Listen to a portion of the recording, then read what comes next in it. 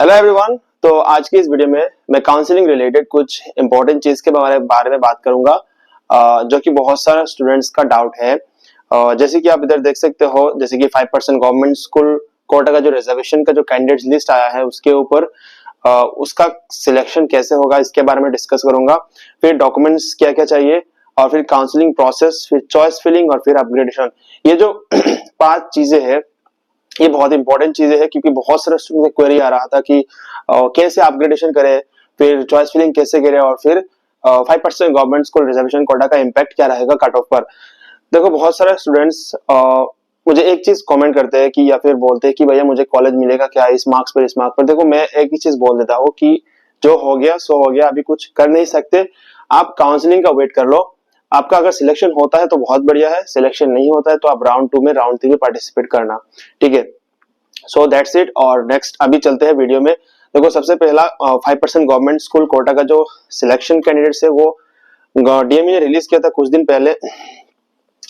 फिर देखो, ये जो लिस्ट दिया है ये उन स्टूडेंट्स का नाम है जो जो इस बार अप्लाई किया है 5% गवर्नमेंट स्कूल कोटा। देखो, इसमें बहुत सारा स्टूडेंट्स आ गए हैं और नेक्स्ट ईयर इसका भी कैंडिडेट लिस्ट जो है वो इंक्रीज हो जाएगा।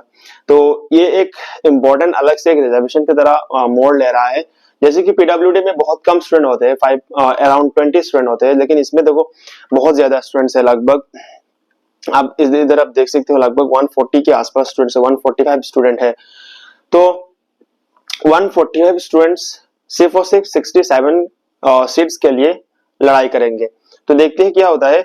और एक चीज देखो, ये जो लिस्ट है ये किसी स्टूडेंट्स ने बनाया होगा, तो hats off to this guy जिसने ये चीज बनाया है, क्योंकि इसमें ये निकालना भी बहुत मुश्किल होता है। इसने मार्क और उसके साथ उसका कैटेगरी भी लिख लिया है। तो ये उसी का एक स्क्रीनशॉट है जो मेरा टेलीग्राम चैनल है उसमें एक स्टूडेंट ने शेयर किया था। तो मैं इसको एनालाइज किया है। एनालाइज करने के बाद मुझे पता चला इसमें बहुत सारा ऐसे स्टूडेंट है जिनका मार्क अपने अपने रिजर्वेशन कैटेगरी के हिसाब से उनको सीट मिल जाएगा। जैसे कि इधर आप देखो, ये एक स्टूडेंट है जिसको लगभग 650 के आसपास मिल रहा है और ये जनरल कोटा से है। तो देखो, इसको गवर्नमेंट स्कूल कोटा से सीट नहीं मिलेगा, इसको जनरल कोटा से सीट मिल जाएगा। तो ये क्या करेगा, गवर्नमेंट स्कूल कोटा का जो सीट है इसको खाली कर देगा। तो इसी तरह ऐसे बहुत सारे स्टूडेंट है, मेरे हिसाब से अप्रोक्सीमेटली लगभग 17 स्टूडेंट्स होंगे। इससे ज्यादा भी हो सकते हैं, ये डिपेंड करेगा कट ऑफ के ऊपर, एक्चुअल कट ऑफ के ऊपर डिपेंड करेगा कि इनमें से कौन सा स्टूडेंट और कितने स्टूडेंट जिनको सीट अपने अपने कैटेगरी के हिसाब से मिल जाएगा, ना कि उनको गवर्नमेंट स्कूल रिजर्वेशन कोटा से मिलेगा। तो मेरे हिसाब से मैं अप्रोक्सीमेटली मान रहा हूँ 20 स्टूडेंट्स होंगे जिनको जनरल कोटा या फिर ओबीसी कोटा से मिल जाएगा, और गवर्नमेंट स्कूल कोटा का जो सीट है वो इंक्रीज हो जाएगा। अब देखो, ये जो 67 सीट है ये कैसे दिया जाएगा। अकॉर्डिंग टू डीएमई वो पीडब्ल्यूडी के हिसाब से देंगे, और पीडब्ल्यूडी हमेशा मेरिट के हिसाब से दिया जाता है और हॉराइजॉन्टल रिजर्वेशन होता है। तो देखो, मेरे हिसाब से ऐसा होना पॉसिबल नहीं है। क्या ये डीएमई ये कर सकता है? कर सकता है, हमें कुछ इंफॉर्मेशन नहीं है। डीएमई कुछ भी कर सकता है, या तो इसको ऐसे भी देख सकता है top 67 will get seat after UR cut off, या फिर इनमें से भी डिवीजन कर सकता है। ठीक है, तो ये होना पॉसिबिलिटी बहुत कम है। ज्यादातर चांसेस यही चीज है कि टॉप 67 को सीट मिल जाएगा। देखो, टॉप 67 कैसे होगा। अब देखो, मोस्ट प्रोबेबली टॉप 16 स्टूडेंट्स, मैं अप्रोक्सीमेट 20 स्टूडेंट्स मान रहा हूँ। इसमें से लगभग 20 स्टूडेंट्स है जिनको क्या होगा, या तो जनरल या तो नॉर्मल ईडब्ल्यूएस से सीट मिल जाएगा। ठीक है, फिर उसके बाद लगभग 67 सीट्स ऐसे होंगे जो कि गवर्नमेंट स्कूल कोटा से होंगे। तो इधर के एक बच्चे ने नाम और सीरियल वाइज मार्क्स लिख दिया है। इसमें सिर्फ और सिर्फ 67 सीट्स है, लेकिन इसमें से और भी 10 या फिर 15 स्टूडेंट्स आप ऐड कर सकते हैं जिनको सीट मिल सकता है। ठीक है, तो यही चीज है। तो इसमें अगर ऐसा होता है, मेरिट के हिसाब से अगर ऐसा होता है, तो गवर्नमेंट स्कूल कोटा का जो कट ऑफ रहेगा वो बहुत कम हो जाएगा। और एक ऐसा चीज होगा जो ईडब्ल्यूएस स्टूडेंट्स जिनको सीट मिलना था नॉर्मल ईडब्ल्यूएस से, उनको सीट नहीं मिलेगा।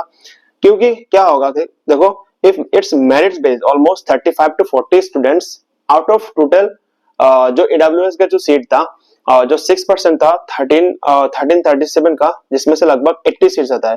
तो लगभग 45 टू या फिर 35 to 40 सीट्स ऐसे होंगे जो 5% गवर्नमेंट स्कूल कोटा के थ्रू उनको एडमिशन दिया जाएगा। तो ये इम्प्लीमेंट होगा या फिर नहीं होगा मुझे नहीं पता। अगर ऐसा इम्प्लीमेंट होता है तो जो कैंडिडेट या फिर जो स्टूडेंट्स जिनका मार्क्स 580 के आसपास है या फिर 590 के है, 590 के आसपास है, उनको सीट नहीं मिलेगा। लेकिन जो स्टूडेंट्स का मार्क 511 और 10 के आसपास है और अगर उसका गवर्नमेंट स्कूल कोटा है तो उसको भी सीट मिलने का चांसेस बहुत ज्यादा है। तो मैं इसके बारे में अभी कुछ नहीं बोलूंगा क्योंकि इसका कट ऑफ भी मैं प्रेडिक्ट नहीं करूंगा, क्योंकि इसका अभी तक कुछ ज्यादा मतलब क्लियर कट इन्फॉर्मेशन नहीं है। डीएमई से हमें कोई ऐसा कुछ इन्फॉर्मेशन नहीं मिला है, तो मैं इसको इसमें ही रख रहा हूं। अगर जो होता है दो देखा जाएगा। अभी काउंसलिंग का कुछ 2 या 3 दिन ही बाकी है, आप भी वेट कर सकते हो और हम भी वेट कर लेंगे, ठीक है।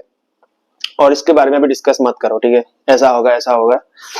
Next is documents. देखो मैं डॉक्यूमेंट्स के बारे में ऑलरेडी बहुत लगभग 3 ही वीडियो अपलोड कर चुका हूँ कि क्या क्या डॉक्यूमेंट चाहिए। फिर भी बहुत सारे स्टूडेंट्स एक ही कमेंट करते हैं कि भैया क्या माइग्रेशन चाहिए, ट्रांसफर सर्टिफिकेट चाहिए, कैरेक्टर सर्टिफिकेट। भाई ये चीज नहीं चाहिए काउंसलिंग में, ठीक है, एडमिशन में भी नहीं चाहिए। बहुत मतलब लगभग हर स्टूडेंट्स का एक ही डाउट है, क्या माइग्रेशन चाहिए, कैरेक्टर। देखो माइग्रेशन कब कब लगता है, क्या जब आप एक यूनिवर्सिटी से दूसरे यूनिवर्सिटी के अंडर जा रहे हो तब जाके माइग्रेशन चाहिए होगा ना।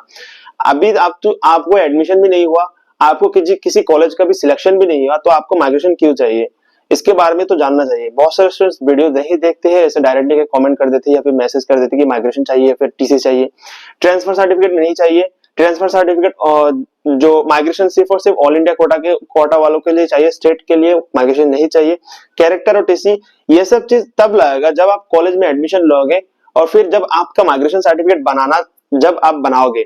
जैसे कि आप जब जैसे मैं एसएमसी में जब आया था तो उसके बाद मुझे माइग्रेशन सर्टिफिकेट बना था, तो मैंने क्या किया, ट्रांसफर सर्टिफिकेट कैरेक्टर सर्टिफिकेट दोनों मेरा क्लास 12 से मैं पास आउट हुआ था, तो वहां से मैंने ये दोनों लेके आए थे और उसके बाद मैं गुवाहाटी में जाके उधर मैंने माइग्रेशन सर्टिफिकेट बनाया था। तो ऐसा ही होगा, अभी आपको ये सब चीज नहीं चाहिए। फिर डॉक्यूमेंट्स क्या क्या चाहिए, बहुत पहले मैंने बहुत ज्यादा वीडियोस में मैंने बात किया, डिस्कस किया है कि क्या क्या डॉक्यूमेंट चाहिए। फिर मैंने एनेक्सर्स के बारे में बात किया था, तो उन सभी वीडियोस आप देख सकते हैं। मैं अभी नया वीडियोस नहीं बताऊंगा, ठीक है। नेक्स्ट इज इंपॉर्टेंट चीज है, आप जेरॉक्स बनाना है, सभी डॉक्यूमेंट्स का जेरॉक्स बना के रखना है। फिर आपको एडमिशन के टाइम पर आपको ओरिजिनल डॉक्यूमेंट्स लेके जाना है। फिर काउंसलिंग के टाइम पर आपको सभी डॉक्यूमेंट्स जेपीजी या फिर पीडीएफ फॉर्मेट में अपलोड करना पड़ेगा, जैसे कि डीएमई आपको बताता है। तो यही चीज डॉक्यूमेंट्स के बारे में ज्यादातर नहीं बात, मैंने बहुत ज्यादा वीडियोस में उसके बारे में बात किया था पहले भी। Next counselling process. देखो काउंसलिंग प्रोसेस का वीडियोस ऑलरेडी अवेलेबल है, आप देख सकते हो। मैंने ऑलरेडी 2 या 3 वीडियोस अपलोड कर चुका हूं काउंसलिंग के बारे में। देखो काउंसलिंग हर साल सेम ही होता है, लास्ट ईयर की तरह इसी तरह भी इस साल काउंसलिंग सेम ही रहेगा। आप उसको उन सभी वीडियोस को देख सकते हो और मैं जब काउंसलिंग स्टार्ट होगा तब जाके मैं एक वीडियो अपलोड कर सकता हूँ, ठीक है। नेक्स्ट इस चीज देखो, तो अपग्रेडेशन बारे में कुछ इंपॉर्टेंट चीज है। देखो राउंड 1 के बाद बहुत सारे स्टूडेंट्स ऐसे हैं जो राउंड 1 में पार्टिसिपेट नहीं करेंगे और डायरेक्टली राउंड 2 में पार्टिसिपेट करेंगे। ये आपका चॉइस, आप कर सकते हो। अगर आप राउंड 1 में पार्टिसिपेट नहीं करना चाहते हो तो आप डायरेक्टली राउंड 2 में पार्टिसिपेट कर सकते हो, ठीक है। लेकिन अगर आपको अपग्रेड करना है, अगर आपको फर्स्ट राउंड में किसी भी कॉलेज अलॉट हुआ है और आप सेकंड राउंड में किसी दूसरे कॉलेज में जाना चाहते हो, तो आपको फर्स्ट राउंड में जो कॉलेज आपको अलॉट हुआ है वो ज्वाइन करना पड़ेगा। एक और चीज है, अगर आप फर्स्ट राउंड में जो कॉलेज आपको मिला है, अगर आप उसी कॉलेज को आप ज्वाइन नहीं करते हो अलॉटेड टाइम पर, तो आपका ये सीट ऑटोमेटिकली कैंसिल हो जाएगा और ये सीट राउंड 2 में चला जाएगा। लेकिन आप राउंड 2 में पार्टिसिपेट कर सकते हो, ठीक है। ये चीज आपको ध्यान रखना है। Next is round 1, round 2, round 3। बहुत सारे स्टूडेंट्स ये भी बात कर रहे हैं कि क्या राउंड 3 में हम अपग्रेड कर सकते हैं। यस, आप राउंड 3 से अपग्रेड कर सकते हो और आप राउंड 1, 2, 3 तीनों में पार्टिसिपेट कर सकते हैं। अगर आपको तीनों में आपको कॉलेज अगर नहीं मिला, पार्टिसिपेट कर सकते हो। और अगर आपको राउंड 3 में जो कॉलेज मिला है, राउंड 3 के बाद आप देखो, राउंड 3 में अगर आपको किसी भी कॉलेज मिल गया है तो आपको और आपने वो कॉलेज ज्वाइन कर लिया है, तब जाके आपको राउंड जो स्टे राउंड होगा या फिर बाकी जितने भी राउंड्स होंगे वो आपको पार्टिसिपेट करने नहीं दिया जाएगा। तो इंपॉर्टेंट चीज यही है, अगर आपको राउंड 1 में जो सीट मिला है और राउंड 2 में आप अपग्रेड करना चाहते हो तो राउंड 2 में आप पार्टिसिपेट कर सकते हो। अगर आपको राउंड 2 में जो सीट मिला है, आप राउंड 3 में उसको ज्वाइन कर सकते हो, ठीक है। और यही चीज है, अगर आपको राउंड 2 में किसी भी कॉलेज नहीं मिला है तो आप राउंड 3 में पार्टिसिपेट कर सकते हो। तो सिंपल बात यही है, आपको अगर अपग्रेड करना है, फर्स्ट राउंड में कॉलेज ज्वाइन करो, फिर राउंड 2 में अपग्रेड करो, फिर अगर राउंड 3 में भी अपग्रेड कर सकते हो, ठीक है। यही चीज है। नेक्स्ट इंपॉर्टेंट चीज है, देखो क्या आप राउंड 3 के बाद आप किसी भी काउंसिल में ज्वाइन कर सकते? नहीं, अगर आपका राउंड 3 में किसी भी कॉलेज अलॉट हो चुका है तो आप राउंड 3 के बाद मतलब दोनों AIQ या फिर स्टेट कोटा, इधर आप देख सकते हो ये चीज है, आप इधर पढ़ सकते हो, तो फिर आप कोई भी अपग्रेड नहीं कर सकते हो, ठीक है। अगर आपको राउंड 3 में BDS मिल गया तो आपको राउंड 3 में BDS ज्वाइन करना, और आपने BDS ज्वाइन कर लिया, लेकिन BDS ज्वाइन करने के बाद आपको फर्दर राउंड में पार्टिसिपेट करने नहीं दिया जाएगा। लेकिन इसमें आपको एक चांस है, अगर आप राउंड 3 में जो कॉलेज अलॉट हुआ है, सपोज आपको BDS अलॉट हुआ है और आपको MBBS चाहिए और आपने क्या आपने राउंड 3 का जो कॉलेज है उसको आपने ज्वाइन नहीं किया, आपने वो सीट आपने ऑटोमेटिकली फॉरफिट कर दिया है, तो क्या होगा, तब जाके आप राउंड 4 में या फिर आप स्टेट राउंड में पार्टिसिपेट कर सकते हो, ठीक है। अगर आपने ज्वाइन कर लिया, लेकिन ज्वाइन करने के बाद आपको स्टेट राउंड में पार्टिसिपेट नहीं करने दिया जाएगा, लेकिन अगर आपने राउंड 3 का जो सीट है उसको छोड़ दिया, देन आप स्टेट राउंड में पार्टिसिपेट कर सकते हो, ठीक है। यही चीज है। नेक्स्ट अपग्रेडेशन में एक चीज है, अगर जब आप अपग्रेड कर रहे हो, आपको फर्स्ट राउंड में जो कॉलेज मिला है उसके बाद आप अपग्रेड करना चाहते हो, अपग्रेडेशन में आपको जो कॉलेज चाहिए उसको आपको चॉइस फिलिंग में डालना है, बाकी कॉलेज नहीं डालना है, ठीक है। अगर आपका सपोज फॉर एग्जांपल आपको सिलचर मिला है और आप अपग्रेड करना चाहते हो किसी दूसरे कॉलेज में, तो देखो आपको चाहिए GMC या फिर AMC चाहिए और फिर जोरहाट चाहिए, तो आपको ये स्पेसिफिक कॉलेज देना है, ठीक है।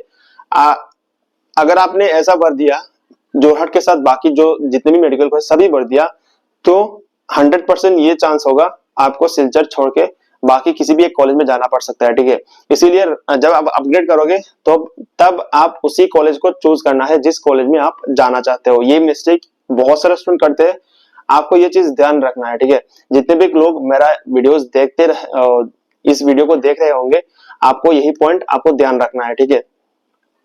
नेक्स्ट आपको चॉइस फिलिंग कैसे करना है, देखो जितने स्टूडेंट्स का मार्क्स 620 या फिर 620 के आसपास है या फिर 630 के आसपास ऊपर है, तो आप उन लोगों को यही चीज बोलूंगा, आप उसी कॉलेज को चूज करो जिस कॉलेज में आप जाना चाहते हो, ठीक है। और rest all choose your best college you wish to. और सीरियल वाइज भी आप बढ़ सकते हो, जितने भी बॉर्डर मार्क्स स्टूडेंट है वो लोग, अगर आपको किसी भी कॉलेज चाहिए तब आप एक काम कर सकते हो, GMC और बाकी जितने भी कॉलेज है उन सभी को सीरियल वाइज आप बढ़ सकते हो, ठीक है। For example you want to take SMC, then first preference you should give SMC और उसके बाद आप किसी भी कॉलेज आप दे सकते हो, ऐसा कर सकते हो। देखो अगर आपको SMC चाहिए और उसके बाद आपको ऐसा कॉलेज चाहिए जो आपके घर के पास है, तो आप पहले SMC भरो, फिर DFU भरो, फिर नलबड़ी भरो, फिर बाकी जितने भी कॉलेज है आप भर सकते हो, ठीक है। और अगर आपको ऐसा है कि आपको बॉर्डर मार्क है, आपको किसी भी कॉलेज चाहिए, तब आप जाके serial wise GMC AMC SMC JMC करके सभी कॉलेज भर देना, ठीक है। यही चीज है मुझे बताना था, और ये कुछ इंपॉर्टेंट चीज है। बहुत सारे स्टूडेंट्स मुझे कमेंट कर रहे थे कि मैसेज कर रहे थे ऐसा है, तो आई होप मैंने जितने भी चीज बताया है वो आपको समझ में आया होंगे और इंफॉर्मेटिव लगा होगा।